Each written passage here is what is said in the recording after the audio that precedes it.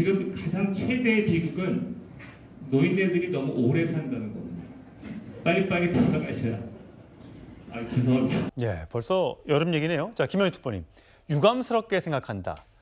물론 지금 한동훈 비대위원장의 공식 사과는 아직 없었습니다만, 자, 유감스럽게 표명한다. 그때 이제 발언이 저 해명이 좀 늦게 나왔다. 너무 공식적으로 딱 이렇게 바로 나왔으면 좋지 않았을까라는 지적들도 있었는데 어떻게 이번 사태 보셨어요? 일단 이번에 한동훈 비대위원장이 비대위원들 인선할 때 국민들은 이제 그 윤석열 대통령이 아바타다, 이긴자다 이런 한계들을 극복하기 위해서는 좀 수직 당정 관계라든지 또 민생이나 경제 이런 쪽에 좀 제대로 된 목소리를 낼 수 있는 비대위원들이 필요하다 이런 얘기들이 있었죠. 그래서 그런 기준에 의해서 비정치인 중에서 비대위원들 실력 있는 위원들을 모시겠다 이렇게 얘기했었지 않습니까? 그런데 이제 돌이켜 보면 한동훈 위원장은 너무 이제 민주당을 염두에 둔 그 인선에 너무 꽂혀 있었던 것 같다는 생각이 들어요. 왜냐하면 이분뿐만 아니라 이 민경호 씨뿐만 아니라 박은식 씨 같은 경우도 여성 혐오 발언을 했잖아요. 그리고 또 역사적인 극우적인 또 발언도 해서 지금도 대단히 비판적인 분이라서 이분뿐만 아니라 박은식 그분도 지금 처리해야 된다고 저는 좀 생각하는데 그뿐만 아니라 또 다른 의원 두 분은 그동안 계속해서 민주당을 비판했던 인사를 또 비대위원으로 모셨단 말이죠. 이렇게 너무 이렇게 뭔가 민생 정책에 대한 대결로 총선을 치르려기보다는 민주당에 대한 반대적인 프레임을 가지고 여야 간의 정쟁 구도를 속에서 그 우위를 점하는 방식의 이제 총선 전략을 쓰려고 하는 것인데 그런 것들은 민심을 제대로 읽지 못한 것이다라고 저는 생각을 하고요.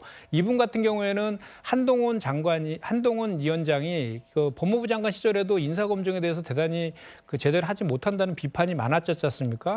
근데 이분 같은 경우에도 그런 검증 단계에서 제대로 된 검증이 이루어지지 못한 게 또 확인이 된 거예요. 그리고 한동훈 위원장이 5천만의 언어를 쓰겠다라고 했는데 이분들이 언어가 5천만의 언어는 아니잖아요. 근데 이분을 이제 인선한 이유 중에 하나가 586 운동권에 대해서 쓴소리를 쭉 해왔기 때문에 그거를 이제 상징하는 이제 차원에서 이제 영입을 뽑은 것 같은데 저는 이렇게 생각하거든요. 그러니까 그 586 운동권들이 과거 군사 독재 시절에 민주화를 이룬 공은 분명히 있는 겁니다. 그건 역사적인 판단을 받아야 되죠. 근데 그분들이 현재 지금 정치권에서 기득권화돼 있다라는 그거에 대한 비판적인 지점이 있을 수 있어요. 그런데 그러면 그런 586 운동권에 대한 대체 세력이 그러면 검찰 출신 정치인이 되어야 되느냐, 검찰 공화국이 되어야 되느냐, 또는 그 586의 운동권에 대해서는 그냥 저렇게 무조건 저렇게 막말을 하고 저렇게 막 욕설 비슷한 것까지 하는 저런 사람들도 그냥 다 정당화되는 것이냐에 대한 비판을 하지 않을 수 없는 거거든요. 예. 자, 이제 사실 제일 관심인 건 이제 공천일 겁니다. 양당의 모두 이제 민주당은 공천관리위원장이 결정이 됐고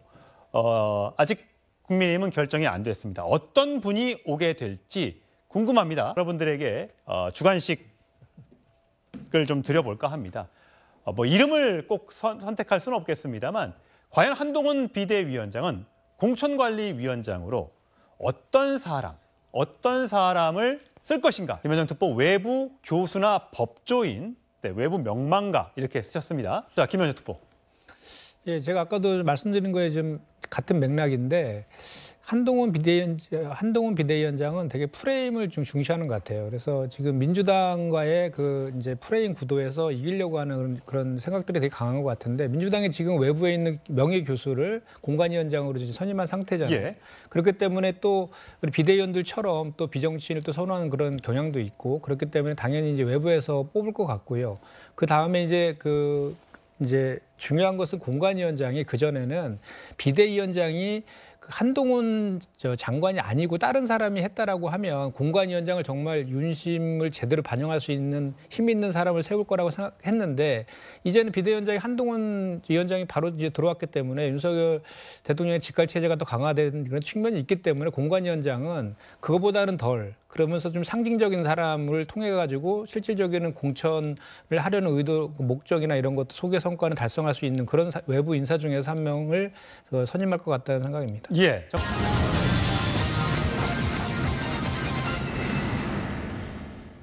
자, 김현정 특보님. 아까 윤석열 대통령 지지율 보셨지만 그렇다면 반대급부에 있는 민주당의 대표의 지지율은 올라가야 정상이 아닐까라고 많이 생각하실 텐데 지금 보시면 3월 첫 주, 6월 첫 주, 9월 첫 주, 12월 첫 주에 장내 정치 지도자 선호도. 여기 뭐 여러 명이 있기 때문에 뭐 절대적으로 높을 수는 없습니다만 20, 22, 19, 19 거의 비슷하게 오히려 떨어졌단 말이에요. 전체적으로 봤을 땐. 이 현상은 왜 그렇다고 보십니까? 단순히 사법 리스크 때문에 이렇다 이렇게 보시는 겁니까? 그러니까 지금 이제 윤석열 정부의 국정 지지도가 대단히 이제 부정평가가 높은 거는 다 확인이 되는 그런 사실이잖아요. 그런데 이제 그렇게 국정 운영을 제대로 하지 못하고 민생 경제도 되게 안 좋고 외교 안보도 불안한 이런 상황에 대해서 국민들이 호된 이제 질책을 하고 있는 건데 그럼에도 불구하고 우리 민주당이 그 반사적인 이익을 얻지 못하는 측면에 대해서는 뼈아픈 측면이 있죠. 그래서 여러 가지 이제 원인들이 있을 것인데 이제 그럼에도 불구하고 제가 지난번에 데이터를 쭉 찾아보니까 현재 집권 2년 차에 야당 대표의 지지율은 역대 최고로 이재명 대표가 높은 것도 사실입니다. 그래서 저것이 지지율이 높으냐 나쁘냐에 대해서는 상대적인 그 기준으로 이렇게 평가해 봤을 때는 낮은 지지율은 아니다라는 말씀 먼저 드리고 그럼에도 불구하고 지금 뭐 전방위적으로 윤석열 검찰에서 그 이재명 대표에 대해서 사법적인 수사와 정치적인 수사를 통해서 계속해서 공격을 좀 해왔고 그런 측면들이 대단히 언론을 통해서 좀 많이 부각된 측면도 분명히 있고 또 하나는 어쨌든 민주당에서 그럼에도 불구하고 그 윤석열 정부의 실정이나 이런 것들을 대안으로 좀 민생이나 경제나 이런 것들을 국민들이 체감할 수 있는 대안들을 좀 제시하면서 좀 이렇게 선명 야당의 모습을 좀 보여야 됐는데 그런 측면이 좀 미흡한 측면도 있고 또 당내에서도 그 뭐 개파 간의 약간의 그 갈등적인 요소들이 좀 부각되는 측면도 있었지 않습니까? 이런 것들이 조금씩은 다 부족했기 때문에 그렇다라고 생각하고요. 이제 앞으로 총선 승리를 해서 우리 민주당이 자체적인 득점을 해야 되는 것은 숙제로 남아 있다 이렇게 말씀. 민주당에서 이재명 대표가 흔들리다 보니까 이낙연 전 대표가 이제 탈당을 곧 할 걸로 보입니다. 김현정 특보님.